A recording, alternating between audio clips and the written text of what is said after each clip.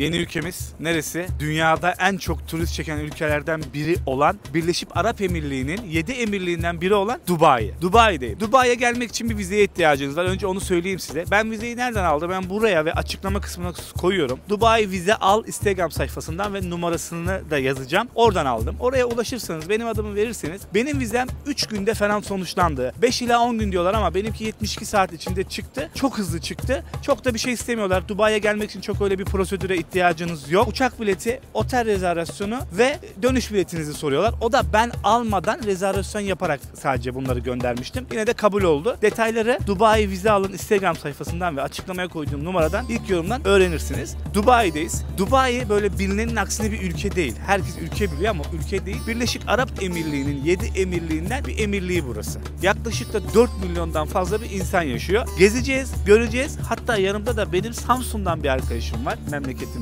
Onunla da tanıştıracağım sizi. Burada yaşıyor 3 yıldır. Dubai neden bu kadar çok turist çekiyor? Neden bu kadar çok yatırım fırsatı var? Neden böyle bu ülke? Yani zamanında burası çölken bu çölün üstüne nasıl böyle şeyler kurmuşlar da burayı bir turizm cenneti yapmışlar? Öğreneceğiz, bakacağız. İlk defa geldim. Çok merak ediyorum. Keşfedeceğiz. Türkiye'nin lider su arıtma markası Aura Sebilon Unique sunar. Burada işte çok meşhur bir yer olduğu için fotoğraf çekimi de her zaman olabiliyor arkadaşlar. Burası akşam daha kalabalık değil mi Tümay? Gel gidelim. Kalabalık değil yani, yürüyecek, nefes alacak alan bulamıyorsun. Bir de şu an tam sezondayız. Böyle buranın sezonu ne? Tam bu mevsimler işte, çünkü böyle yavaş yavaş havanın soğumaya başladığı dönemler. Ocakla Nisan arası değil mi genelde? Evet, öyle diyebiliriz. Nisan'dan sonra iyice böyle bir sıcaklar başlıyor. Haziran, Temmuz kimsenin burada durmadığı, özellikle Çok mu lokallerin sıcak? tatile gittiği dönemler. Evet, çok sıcak oluyor. Tümay benim hemşerim. Samsunlu arkadaşlar. 3 yıldır burada yaşıyor. Samsun'un da Çarşamba ilçesinden. Bizde Çarşamba'da şöyle bir şey vardır. Çarşamba Bafra'yı duyduklarında Birbirlerine. bir korkarlar bir de, biliyor musun? Biliyorsun Çarşamba Ya, Bafra'nın neyi meşhurdur diyelim? Pidesi meşhurdur ama mafyası da meşhurdur. Evet, bir de topuk, yumurta topuk ayakkabılar, topuklarına sıkmak birbirine. Nasılsın, iyi misin? Dubai nasıl? Sen nasılsın? İyiyim. Dubai güzel. 3 senedir buradayız. Bir yaşam mücadelesi veriyoruz diyormuşum. Güzel yani, mutluyuz. Sen 4. yıla doğru gidiyor hatta. bir anda buraya nasıl geldin sen? Yani ne attı seni buraya? Ya aslında hiç böyle belirli bir şey yok ortada. Bir anda geldim. Bilmiyorum, Türkiye'de mutlu değildim işte sosyal hayattan, hepimizin bildiği gibi finansal durumlardan. İnsanların da aslında böyle biraz daha yaşam koşullarından, yani sadece ekonomik olarak değil de o beni mutlu etmiyordu. Bir anda turist vizesi aldım. O zaman da iyi bir firmada çalışıyordum. Sen buraya şeyle mi geldin? Turist vizesiyle. Tabii. Ben bir aylık sadece turist vizesi alarak buraya geldim. Ve hiçbir şekilde ne iş buldum, ne sonumun ne olacağını biliyordum. Tamamen böyle bir risk alarak geldim. Burada yaşamaya başladın ha. Bu büyük binalar ne ya böyle? Bunlar hep şu, mesela dünyanın zaten en büyük binası. Burj Khalifa arkadaşlar. Bunu en uzun binası. Ya bunu burada görmemeniz imkansız gibi bir şey. Yani nereden giderseniz gidin bir yere, bu binayı bir şekilde karşınıza çıkacak ve göreceksiniz. Gökdelenler şehri resmen Dubai. İnanılmaz büyük. Bu hem ticaret merkezi, hem otel, hem restoran var. Hem ev, yani Hem insanlar... yaşayan da var mı? Tabii ki. Birçok ünlünün burada evleri var, yatırımları var. Bu MR da, burada MR'ı çok göreceksiniz arkadaşlar. İşte bak, yanındaki bina hemen MR. Şu MR. İşte şuralardakiler hep MR. Şu arkası MR. Yüksek ihtimal şunlar da, evet bakın, MR. Bu da burada çok... Dubai'nin çok köklü inşaat firmalarından bir tanesi. Downtown ve Dubai Mall'un çevresine genel olarak %90'ını MR yaptı diyebiliriz. Onlar yap. Hala da yapıyorlar. Arkadaşlar, dünya üzerinde en çok vincin bulunduğu, bu arada gözlüğü takıyorum, kusura bakmayın artık, dayanamadım. Dünya üzerinde en çok vincin bulunduğu şehir Dubai. Yani inanılmaz vinç var her yerde. Şu an tabi bu binalar etrafımızı kapatmış ama ben buraya gelirken gördüm. Her yerde daha da bitmemiş yani. Bak, bu kadar yapmışlar etmişler ya. Bakın görüyorsunuz binaları, büyüklüğü. Daha da yapıyorlar. Sürekli yapıyorlar. Yani sürekli yapıyorlar. Şu bina da bir otel. Onun hemen altında şurada bir restoran var arkadaşlar. Onun sahibi Türkmüş. Bir Türk restoranı. Onun arkasında da var bir tane. Şurada da bir Irak restoranı var. Yani burada Türklerin nüfusu Dubai'de benim baktığıma göre 150 binden fazla Türk var burada. Ve her geçen gün daha çok geliyorlar. Özellikle son dönemlerde. Neden bu? Yatırım için mi geliyorlar genelde? Ne yapıyorlar buraya gelir? Yatırım tabii ki çok kolay. Ödeme koşulları çok kolay. Vergi yok. Kişisel gelir vergisi yok. Business ile ilgili olan vergiler çok düşük tutarlı. daha da düşüktü. Şimdi çok böyle bir tık artırdılar. Yani yaşam koşulları kolay. Dolayısıyla insanlar buraya geliyorlar. Hem yatırım yapmak için hem de çalışmak için. Ve birçok insan da Türkiye'deki şirketlerini buraya taşıyor vergi konusundan dolayı. Vergi vermedikleri için, burada vergi olmadığı için buraya geliyor. Ya da çok cüzi verdikleri için diyebiliriz. Özellikle işle ilgili. Ama ev kısmında kişisel gelir vergisi zaten yok. Dolayısıyla bir yatırım yaptıklarında da herhangi bir şekilde vergi vermiyorlar. Vay. Şey yapmışlar buraya ama. Biraz bu gökdelenlerin arasında eski bir yapı gibi yapmışlar böyle. Yapmışlar. Üst katında restoranlar var. Şu Time Out yazan yerin içinde stand böyle her ülkeye, her mutfağa ait restoranlar var. Altta yine alışveriş yapılabilecek yerler var. Yine bizim Günaydın Restoran burada. Ha, anladım. Ülkelere ait restoranlar var. Bir aslında ufak bir yemek alışveriş merkezi gibi bir yer. Aynen. Time Out Market arkadaşlar. Bu da hemen bu şeyin zaten Dubai Mall'un karşısında. Biraz daha bu eski bir yapıyla duruyor burada.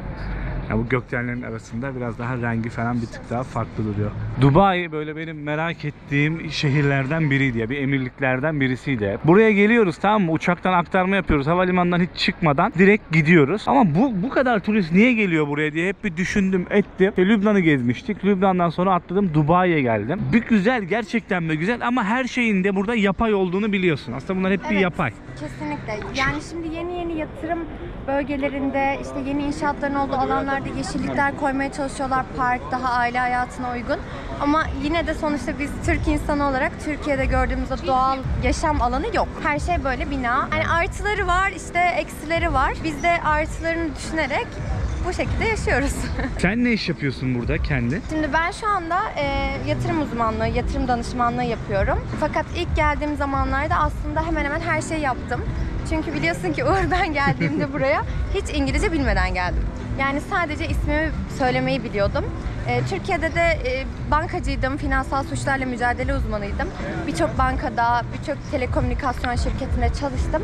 Fakat buraya geldiğimde yaklaşık böyle bir yıl falan İşte komilik, garsonluk, bir işte supervisorlık restoranda, özellikle işte hospitality sektöründe hepsini yaptım. Sonra bir kripto şirketine çalıştım. Böyle finans, hospitality, en sonunda şimdi son bir senedir yatırım uzmanlığı yapıyorum. Yani her şeyi yaptım diyebiliriz. Yani şöyle bir şey söyleyelim mi? Şimdi ben buraya Tümay'ın Instagram'ını koyarım arkadaşlar. Tümay Dubai'de artık yerli olmuş. Birçok da çevresi var. Herhangi bir yatırım yapmak isteyen, ev almak isteyen, bir şey yapmak, yani herhangi bir yatırımla alakalı herhangi bir sorusu olan, bir şeyler yapmak isteyen sana ulaşabilir mi? Tabii ki ulaşabilir. Yazabilir. Tabii ki yazabilir. Tümay'ın Instagram'ı burada. Tümay bir de artık bir içerik üreticisi de olacak bence. Yani video üretecek burada. Çünkü çok istiyordu. Bunu biz daha önce de bir sene önce falan konuşmuştuk herhalde. Evet. Ben hatırlıyorum Tümay'la. Tümay'ı takip ederseniz ayrı sevinirim. Ayrı mutlu olurum arkadaşlar. Instagram adresi burada. Onu da söyleyeyim dedim. Gerçekten Dubai'de böyle bir yatırım düşünceniz de varsa Tümay'a ulaşın. Oldu ki ben burada yatırım yaptım. Oturum mu alıyorum? Alabiliyor muyum ikame gibi bir şey? İkamet Alabiliyorsun. Fakat onların tabii kriterleri var. En az 205 bin dolarlık bir yatırım yaptığında 2 yıllık bir oturum vize alabiliyorsun. Dubai hiç kimseye vatandaşlık vermiyor. Bazı istisnalar var. Buraya böyle çok büyük hizmetler yapmak gerekiyor. Onların dışında dediğim gibi oturum vize alabiliyorsun. 500 bin dolarlık bir yatırım yaptığında da 10 yıllık oturum vize alabiliyorsun.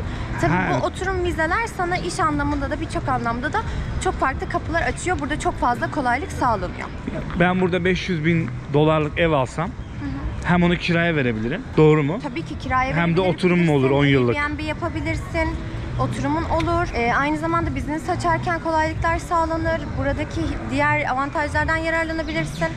Yani aileni getirebilirsin. 500 bin dolarlık vizenin altında aileliye de vize avantajları oluyor. Tabii onların prosedürleri var. Detaylarını hani konuşuruz.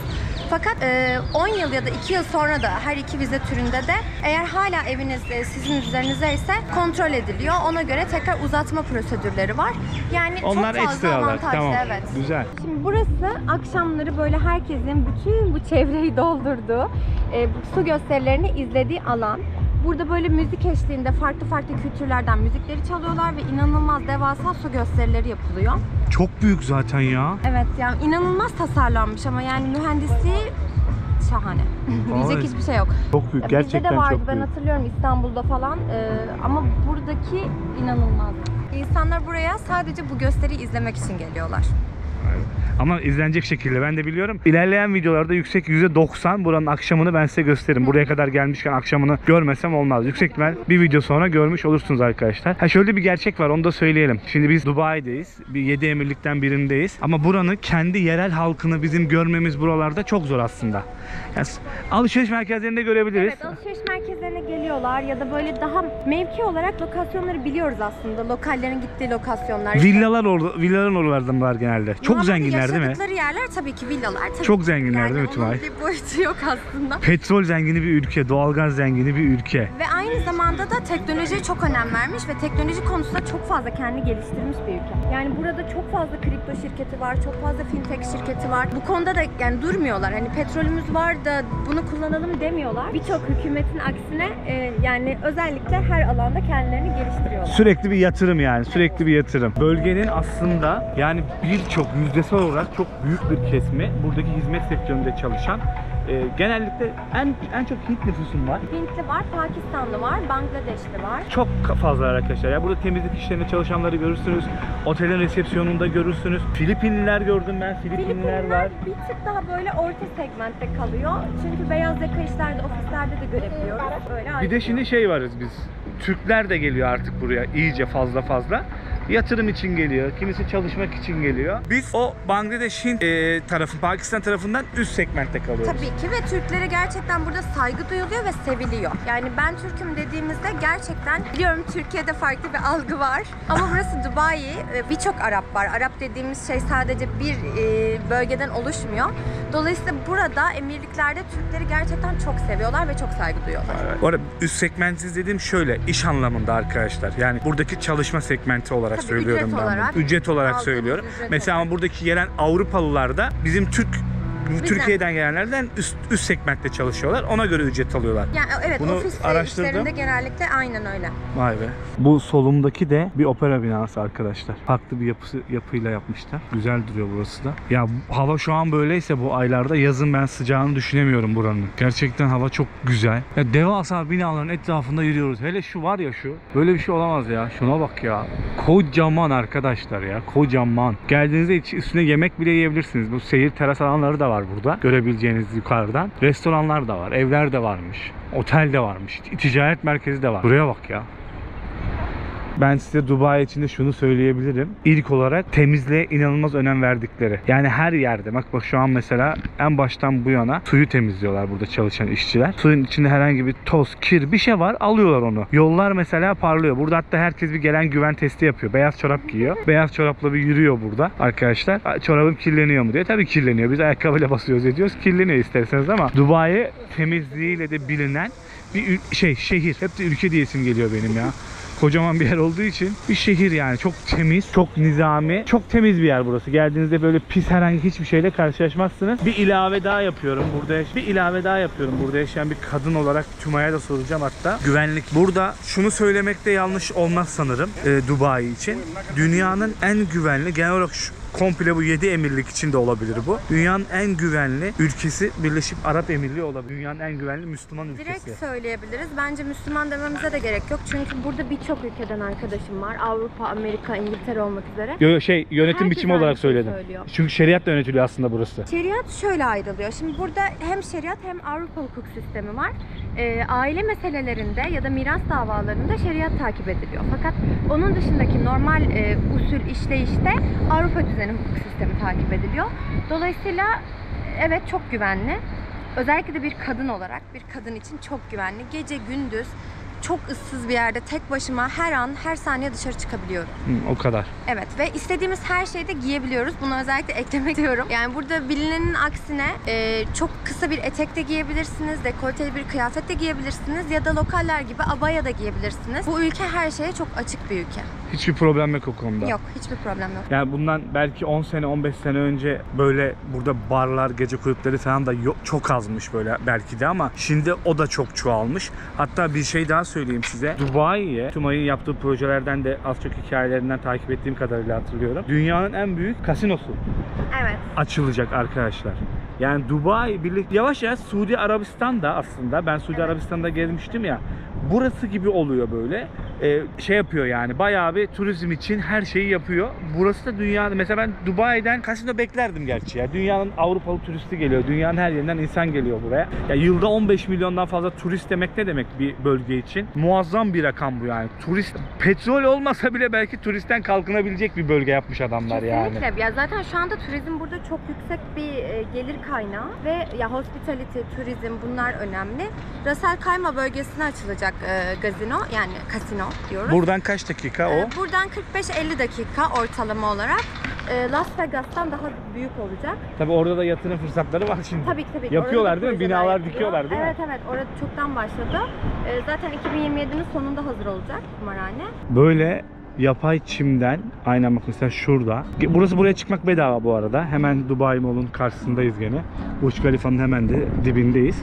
Buraya bir bak, şu karşıda da öyle. Havalar mesela şu karşıda oturmuş 2-3 bir şeyler serip oturmuşlar 10-15 kişi. İnsanlar gelip burada oturuyormuş. Piknikvari.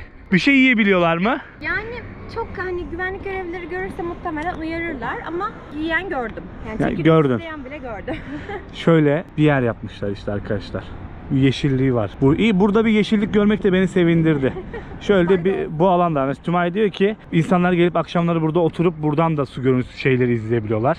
Işık gösterisini, işte su görüntüsü gösterisini izleyebiliyorlar. Aynısı şurada da var. Görün. Bunlar hep binalı evler mi? Birçoğu ev de var yani burada benim anladığım. Ev var, Airbnb olarak kullanılan da var.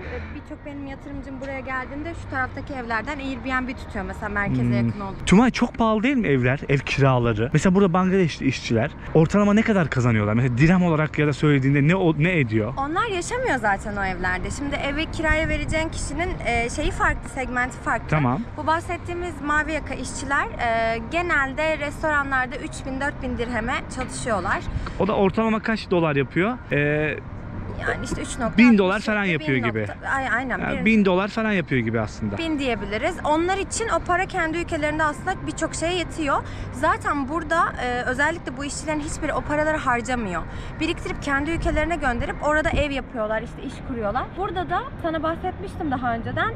Nerede kalıyorlar, uyuyorlar? Paylaşımlı daire dediğimiz sharing room'larda kalıyorlar. Bir dairenin içerisinde mesela 30 kişi yaşıyor.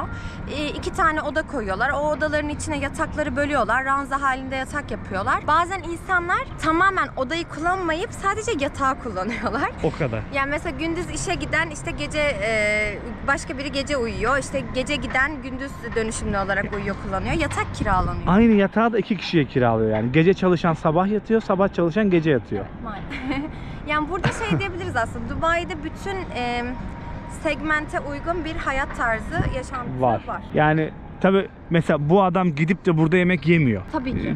Çünkü çok para. Biz bir de buradaki işte çalışan işçi halkının, Bangladeşlisinin, Pakistanlısının, Hindistanlısının yaşadığı mahalle dediğimiz bir bölgeleri var burada. Orayı da ziyaret edeceğiz ama yüksek ihtimal bir video ya da 2 video sonra olacak. Çok inanılmaz bir yer burası. Yani burada özellikle şu Dubai Mall'un içinde, nerede o? Ha, şurada. Bunun içinde bakın, böyle görününe bakmayın. Ben bir girdim çıkamadım işin içinden. 3 gün gezebilirsiniz ya. Yani 2-3 gün bunun içinde gezebilirsiniz şu Dubai Mall'un içinde. Çıktınız diyelim şurada. Burada da gezebilirsiniz. Ya bakın, video 15-20 dakika oldu. Hem Tümay'dan öğreniyoruz hem sohbet muhabbet ediyoruz. Hala ama bu bölgede ilk defa ayak basıyorum buraya mesela. Hala dolaşıyoruz yani. O kadar büyük. Daha sonra büyü yapıldı ama Dubai Mall zaten dünyanın en büyük AVM'si. Evet öyleymiş. En büyük AVM'siymiş. Ben her geldiğimde kayboluyorum 3 senedir. Çok büyük ya. Şuradaki de dünyanın en büyük binası zaten. Burj Khalifa. Bunun da daha büyüğünü yapıyorlar şimdi buraya. Ben size buraya geldik, paralarını da gösterelim arkadaşlar. Yani ortalama burada dolar kuru sabit. Bilmem kaç senedir sabit. 1997 senesinden beri sabit. Amerika ile bir anlaşması var Dubai hükümetinin. Dolar 3.67, hiç değişmiyor. Bu 500 dirhem. Ne kadar ettiğini ben aşağıya yazıyorum. Şu an çünkü söylersem kafam karışacak. Bu da 100 dirhem arkadaşlar. Burada taksi uygulamaları da var. İlk gelecek arkadaşlara da biraz info vereyim ben. Dün havalimanından geldim. Bak çok hoşuma gitti. Dün geldim. Eğer Dubai'ye ilk defa giriyorsanız girdiğinizde sol taraftaki pasaport polislerinden geçmeniz gerekiyor. Tamam mı? Ben ilk defa geldim Dubai'ye. Oradan geçtim. Ve oradan geçerken pasaport polisi bana 10 GB'lık bedava sim kart verdi. Belki inanmayacaksınız ama havalimanına indim. Polis, yani pasaportumu kontrol eden polis 10 GB'lık bir sim kart verdi ve içerisinde iğne de var. Yani turiste ilk defa geldim ben. İlk defa gelenlerin girdiği kısım ayrıydı. Sol taraftan geçiyorlardı. Daha önce gelenler farklı bölgeden geçiyordu. 10 GB'lık interneti olan bir turist sim kartı verdiler. Bedava arkadaşlar. Dubai'de bedava. Bedava. Evet. Şaka yapmıyorum ha. Sim kart verdi bedava. 10 GB free. Herkese veriyorlar. Free turist sim kartı diye. Ama sonradan bir daha gelsen vermeyecekler yüksek ihtimal. Çok hoşuma gitti bu olay. Sonra havalimanından merkeze ulaşım. Burada Uber kullanabiliyorsunuz. Pakistan'da geçen Karim adlı bir uygulama var. Hepsinde kullanabiliyorsunuz bunları. Kredi kartı, nakit istediğiniz gibi kullanabiliyorsunuz. Havalimanında kur. Böyle hani her ülkede şey olur ya, havalimanında çok düşüktür. İşte merkezde çok daha iyidir. Havalimanında bozdurmazsınız.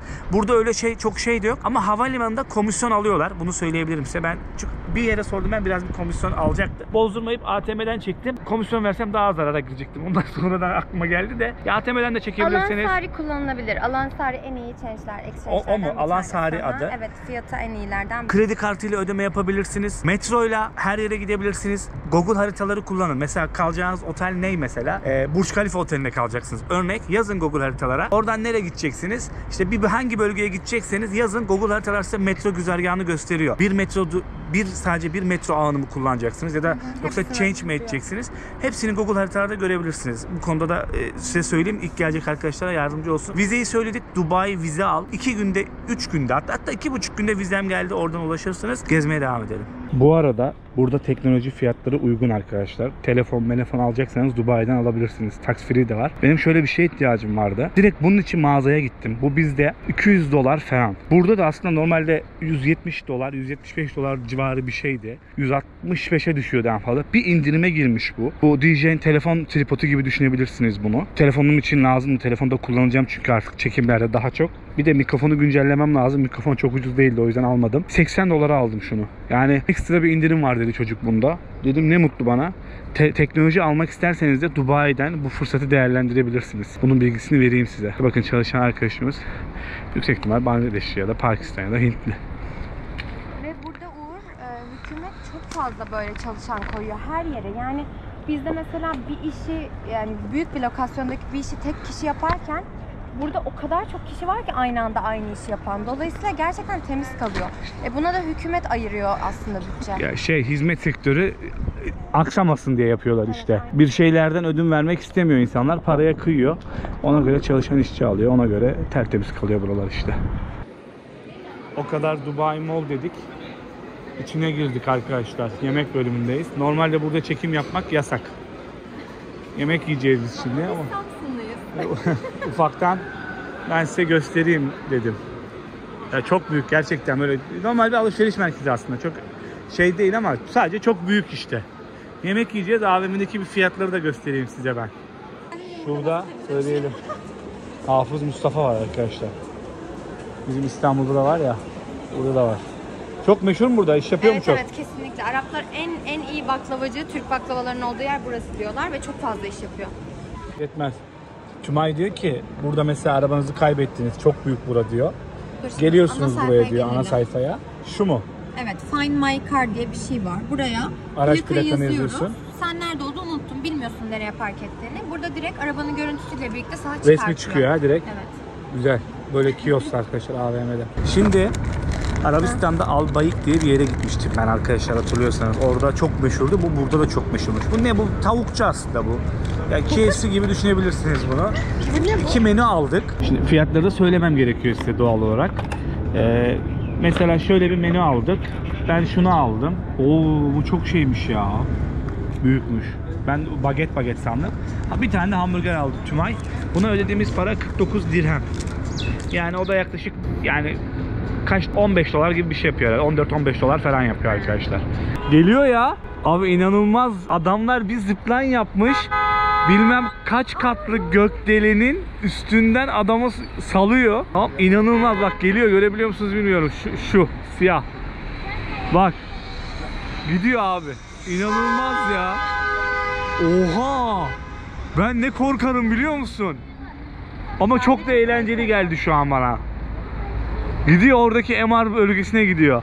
Biz şu anda gene bir böyle farklı bir bölgedeyiz. Dubai'nin Marina bölgesi. Bakın gene gökdelenler burada. Şuradan bu deniz mi? Deniz herhalde. Tekneler var. Yapay deniz. Bu da mı yapay? Bu da mı yapay? Üzgünüm. Her şey gibi. Burada genelde turistler mi var? Burada genelde turistler yaşıyor. Özellikle böyle Avrupalı, Rus dediğimiz Türkler de çok yaşıyor. Bizim Türkler de burada yaşar. Dediğimiz kesin burada yaşıyor. Vay vay vay vay. Buraya böyle geldiğinde çok Arap havasını hissedemezsin burada. Burası farklı bir alan gibi. Dubai Mall da o taraf da öyleydi aslında. Yine Dubai Mall'da mesela görürsün lokal kıyafetleri, kişileri de görürsün. Lokalleri görebilirsin ama burada lokaller çok gelmez. Olmaz. Akşam gece hayatına gelenler olur o kadar. Ulan para adamı uçuruyor bile ya. Ulan helal olsun size ya. Muazzam bir deneyim. Çok korkarım yükseklikten ama bunu yapasın geldi ya. O kadar uzun ki bir de metresi anlatamam size. Şu karşı gökdelenden geliyorlar. Çok hem korkutucu hem çok heyecanlı. Şimdi Dubai'den bahsettik böyle. Güzel şeylerden bahsettik ama burada bir de cezalar var. Ceza sistemi. Mesela bu arabalar oldu ki kirli bir şekilde park ettin parkinge. Cezası var. Cezası var. Yani arabanı pis bir şekilde park edemezsin. Kaç dirhem? Zaten ondan çok emin Çok değilim. emin 500 değilsin. dirhemdi yanlış Ben de hatırlamıyorsam. 500 diye hatırlıyorum. 500 dirhem diye hatırlıyorum. Ama yani zaten trafik kurallarında her şeyin cezası var. Uymak Yayalara zorundalar. da ceza var. Sadece arabalara değil, kırmızı ışıkta geçen yayalara da ceza var. Çok önemliymiş o, evet, onu daha önce duymuştum. Yani böyle aylık gelirimizden çok yüksek bir kısmı arabamız varsa mutlaka cezalara ayırıyoruz. Şimdi ülke için çok güvenli ülke dedik, çok güvenli bir bölge dedik, doğru. Ama bunun da sebebi var. Yaptırımları ağır. Yani cezalar ağır, anladınız mı? Bir suç işlediniz, herhangi bir suç. Karşıdan karşıya geçmek olsun yani. Bunun yaptırımı ağır olduğu için yapmıyorsunuz. Evet. İnsanlar da bunu yapmıyor burada. Yani cezalar ağır. Biraz da korku işte. Korkutmuşlar işte, anladın mı? Bu iyi bir şey ama. Tabii ki. Kuralın olması, ben kuralcı bir adamım. Kuralın olması çok güzel bir şey. Cezalar ağır olacak ki insanlar bir daha böyle bir şey teşvik olmasın. Teşvik ya yapmak istemesin, anladınız mı? O yüzden abi ben kendimi görüyorum. Arkada bir de gökdelenleri görüyorum. Bu nasıl bir şehir ya? Böyle bir emirlik olamaz. Böyle bir yer olamaz ya. Ayrıca sokakta kavga edemezsin, birbirine hakaret içeren sözler kullanamazsın herhangi bir yerde. Yani mesela bizim için bir şey sinirlendiğimizde çok rahat bir şekilde bir kelime sarf edebiliyoruz değil mi? Sarf edemezsin. Irkçılık yapamazsın. Milliyetiyle ilgili herhangi bir şey söyleyemezsin. Yani birine pis demek bile burada herhangi bir şekilde bir dediğim gibi açık Suç. bir eğriyada evet suç. Şikayet ederse cezası var. Mesela bizde araba duruyor. Lan niye gitmiyorsun diyor. Duruyor, arabadan iniyorlar. Şu an Türkiye'de böyle bir moda olmaya başladı. O arabadan iniyor. Öndeki arabayı, yanında hiç çocuğu mu var, eşi mi var hiç önemli değil. Direkt bir kavgaya girişiyor. Yani o kadar çabuk sinirleniyoruz ki şu an biz Türkiye'de ülke olarak. Bir şey de yok, cezası da yok. Herhalde yeni bir ceza geldi, ehliyetine el konulacak diye böyle bir arabadan inip tartışma çıkaranlara. Bilmiyorum, inşallah öyle bir şey vardır. İniyor arabadan, sen bana şöyle yaptın, sen bana yol vermedin, sen şunu... Gireceğiz birbirimize, boğazlayacağız birbirimizi ya. Biz var ya, ülke olarak Türkiye'de ben görüyorum, gidiyorum ülkeme sürekli arkadaşlar. Bir öfke kontrolümüz var bizim yani. Biz ve sabırsız bir millet olmaya başladık. Ya şaka yapmıyorum. Bunu ben kendi düşüncelerim bunlar. Katılırsınız, katılmaz mısınız bilmiyorum. Ama sabrımızı yitirdik biz ya. Yani hoşgörümüzü yitirdik yani. Birbirimize karşı hoşgörülü olmamız gerekiyor. Nezaket çerçevesi içerisinde de sorunları çözebiliriz birlikte. Konuşarak da halledebiliriz. Abi bize kaba kuvvete, şiddete başvuruyoruz ya. Bu kötü bir şey. Böyle olmayalım arkadaşlar ya. Yaptırımlar da çok yok ya şimdi bize. Çok ağır cezalar olmadığı için lap lup o ona vuruyor, o onu vuruyor, onu bilmem ne yapıyor. Ya bak, bir suç işlesin bakayım burada bir tane herhangi bir gelen. Bak ne yapıyorlar adama. Vallahi ne yapıyorlar bak. Öyle sürgün de etmiyorlar ha. Ülkesine göndermiyor ha. Alıyor içeri. Hadi çıkar bakayım, çıkarabilirsen onu. Bunları ben kendim araştırdığım için söylüyorum. Bu doğru mu? Evet doğru. Doğru. Doğru. Burada yani her şeyin çözümü sadece deport değil. Deport edilmeyen, direkt olarak buradaki hapse atılan ve çıkamayan insanlar da var. Bunun tabii suç oranına göre değişiyor. Ama bence kesinlikle doğru. Yani o zaman şöyle bir kafa oluyor. Geleyim, istediğimi yapayım. Tamam, beni ülkeme gönderirse de göndersin, deport etsin. Yine hani o insanda o şeyi değiştirmiyor, mentaliteyi. Ama burada öyle değil. Hani her şey kurtulamıyorsun. Yani çıkıp da kaçıp kurtulayım diye bir şey yok. O yüzden burayı seviyorum. Çok rahatım, çok mutluyum. Evet. Dubai Marina'nın Marina'dayız. Sahil yolu. Sağ Böyle tarafımız. tam bir şey, round. Oradan böyle dönerek buraya doğru gelebiliyoruz. Gezdiriyorlar şu vapurlarla, şunlarla arkadaşlar. Çevrede. Hem yürüyüş alanı hem koşu alanı gibi. Sağ tarafımızda restoranlar var. Gene yüksek ihtimal burada da bir alışveriş merkezi vardır. Büyük bir yer. Marina Mall diye bir tane varmış. Karşıda gene yüksek binalarımız.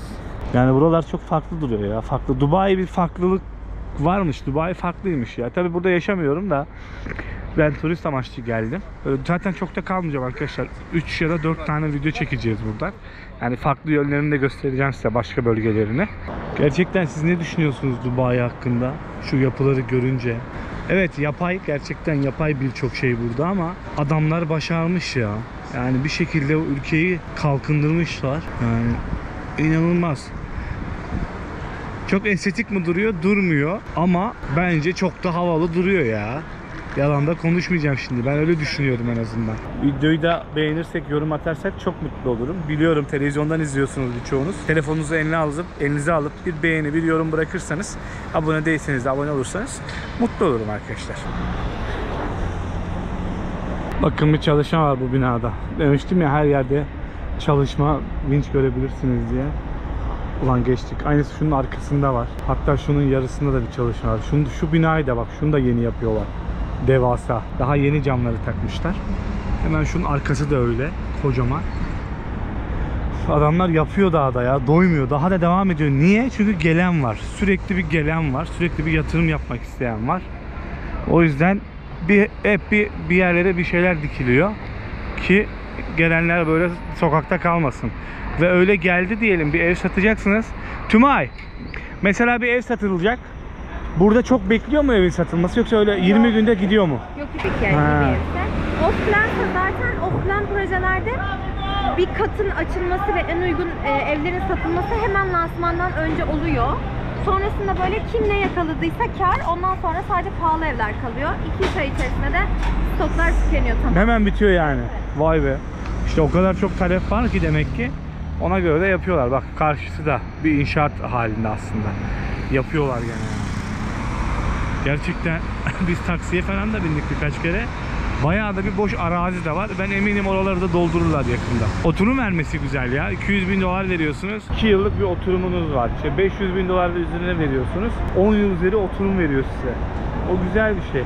Şimdi bu bize de, bu arada içerik üreten arkadaşlarım varsa, bize de belirli bir tutarın üstünde kazanıyorsunuz içerik üretip.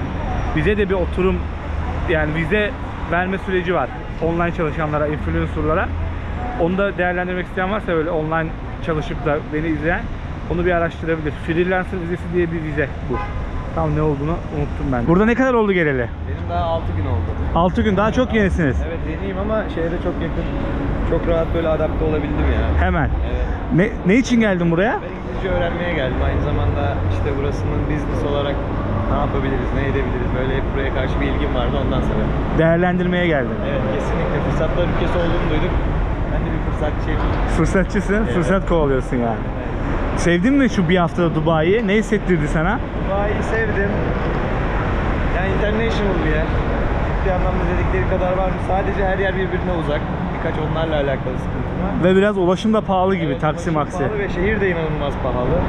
Yani anlatılandan bence daha pahalı. Değil mi? Sen işte ya burada çalışıp kazanmıyorsan dışarıdan gelene pahalı gelebiliyor biraz. Evet, hak veriyorum o konuda. Ama burada çalışıp kazanana kimisine normal gelebiliyor işte o şeyler, ama bende taksi maksi bayağı yüksekti ya. Ulaşım. TL harcadığınız için çok fazla geliyor. Değil mi? Ben de direkt otomatik mantıken, mesela arkadaşım burada yaşadığı için o direm diyor direkt. Ya ben direkt TL ile çarpıyorum onu. Çarpınca şey oluyorum. Evet, burada yaşayan için bence çok güzel çünkü dünyanın en güzel yerlerinden biri. En güzel yerlerinde çalışıp en güzel yerlerinde parayı eziyorsun. Ama siz- burada turist olarak gelmek biraz zorlayıcı insanlar için. Siz dil okuluna geldiniz. Ne kadar bir sürelik geldiniz? Ben 2 aylık bir eğitim. 2 ay. Şimdi Sen de 2 ay. Aynen. Memleketten nereye Türkiye'de? Ben doğma büyüme İstanbul. Doğma memleket söylesen. Bırak İstanbul'u. Aslen Bayburt. Bayburt, tamam, sen? Ama Ben de annem- ama ben de annem Samsunluyum. Egeli. Afyon. Egeli mi? Samsun. İyi. Ha, Samsunluyum. Neresin abi? Atakum. Aa, Atakum ha. İyi yer, iyi. Güzel yer ha. İyi. Güvenle dayalı bir şey sorsam size. Güvenli mi sizce Dubai? Yani fiziki olarak bence çok safe. Bat. Fakat. Olmuş. Oldu. Çok güvenli ha. Acayip, çok acayip spike yapıyorum gerçekten beri. Fakat bence böyle bir farklı bir şey de var ya. Güvensiz bir alanı da var. Çünkü Öyle mi? Hissettim biraz yani bir haftada. hissettiğim o, çünkü bu kadar paranın olduğu yerde çok güven olacağını düşünmüyorum ya. Ya güvensiz bir durum varsa da bence gün yüzüne çıkmıyordur o. Aynen, kesinlikle Çünkü öyle. Ama ülkede şehrin içine iyice girdiğim zaman farklı tehlikelerle karşılaşacağımı düşünüyorum. teşekkür ediyorum. Sizi tanıma memnun oldum. Ben de çok memnun oldum. Dubai'nin o GBR'ın meşhur sahilini de size göstereyim madem buraya kadar geldim. İnsanlar denize giriyor bu arada burada arkadaşlar. Yüzüyorlar yani şu anda. Çünkü burada suyun sıcaklığı gerçekten yüksek. Hiç şey değil yani, böyle soğuk olmuyormuş genelde. Çok sıcak oluyormuş. Hemen dönme dolapta şurada. Yani çok haritada bakıyorsunuz çok yakın görünüyor ama öyle değil. Gerçekten çok uzak aslında mesafeler birbirine. O uşakların dediği gibi çok yakın değiller ya. Bir yerden bir yere gitmek için ya metroya bineceksiniz ya da bir taksiye bineceksiniz. Şöyle bir sahil yapmışlar. Martılar da burada. Burada genelde turistler oluyormuş ya. Dil okullarının birçoğu da buradaymış. Bizim Türk öğrenciler falan da buralarda, bu bölgelerde oluyormuş. Hareketli buralar bu arada. Şuralar falan. Akşamları daha da doluyordur bu mekanlar. Çoğu mekan da zaten şöyle sağlı sollu dolular aslında yani. Kafeler hep full. Gelin baba. Ay yavrum vay. Türkçe sesleri duyuyorsunuz değil mi? Ne kadar Türk var.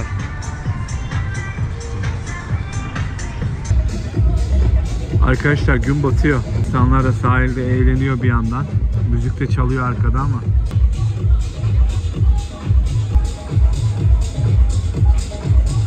Arkadaşlar bu videoyu bitirelim. Biz güneşi batırdık burada. Şimdi ne yaparız bilmiyorum ama ilerleyen videolarda zaten gene Dubai'de olacak. Yani Dubai'den 2 video daha, belki maksimum 3 video daha ekstra gelecektir. Şimdi biz buradan metroya doğru gidiyoruz. İlerleyen videolarda belki metroyu da çekebilirsem gösteririm. Burada metro çekmek yasak normalde. Gel böyle ilerleyelim. Tumay'ın Instagram adresi ilk yorumda ve açıklamada var. Takip ederseniz seviniriz arkadaşlar. Teşekkür ediyoruz ona buradaki bilgilerinden kaynaklı. Gene buranın o ilginç mahallelerine gittiğimizde, yani buradaki çalışan işçilerin, Bangladeşli Hintlilerin çalıştığı bölgelere gittiğimizde gene Tumay yanımda olacak. Tumay poşetimizi aldık mı? Aldık. Evet, Ay, çok korktum şu an. Yanımda olacak. Takip edersiniz onu da. Kendinize iyi bakın. Hoşça kalın arkadaşlar. Bir sonraki videoda görüşmek üzere. Hadi bay bay. Türkiye'nin lider su arıtma markası Aura Sebilon Unique sundu.